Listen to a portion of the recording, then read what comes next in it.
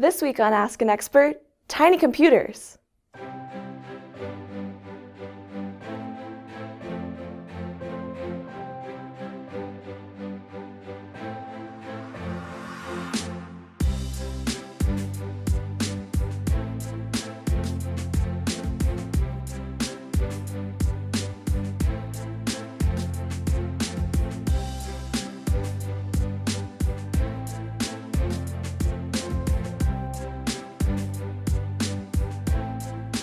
Welcome to Ask an Expert, the show where you submit questions to be answered by people around the school.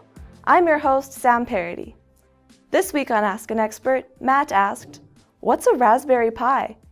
Here to answer Matt's question are Mr. Bergen and Mr. Hecht, two of our technology teachers. Welcome, you two. Thanks. So, Thanks for having us. can you help us answer Matt's question? Yes, I'm glad Matt asked the question.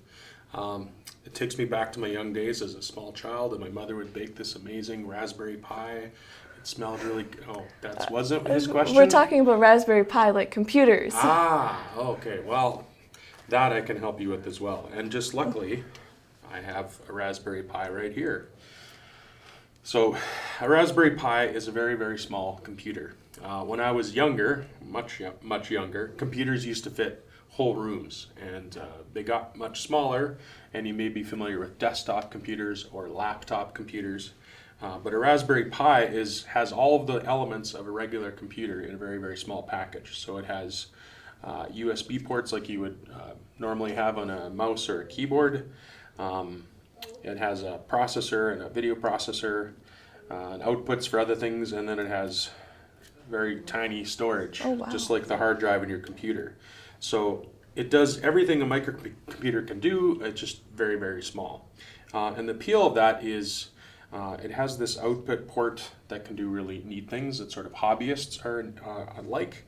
It's small, so people use it for things like media centers.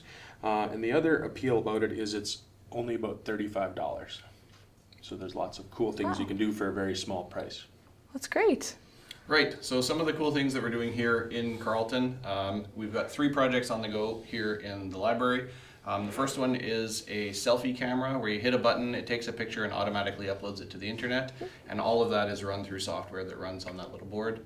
The second one is a gumball machine where if you scan your student card, it reads the barcode, and if you're a student here at the school, you'll get some candy out of it. Oh, that's cool. Yeah.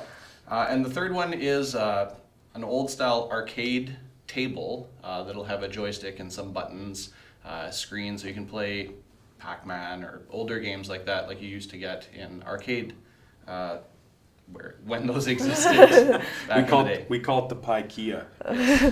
And so we are actually looking for students that are interested in helping us build those projects. So if that's something that anyone's interested in doing, they can head down to the library and talk to Mr. Bergen or myself or one of the librarian technicians, and we'll get them started on one of those projects. Well, that's awesome. Well, thank you guys so much for helping out. We hope that answered Matt's question. Thanks for having us. Thanks for having us, and we hope it answered Matt's question as well. That's it for this week. But remember, if you have a question you want answered, tweet it to @PACarlton with the hashtag AskAnExpert, and we'll find someone who could answer it for you. See you next week.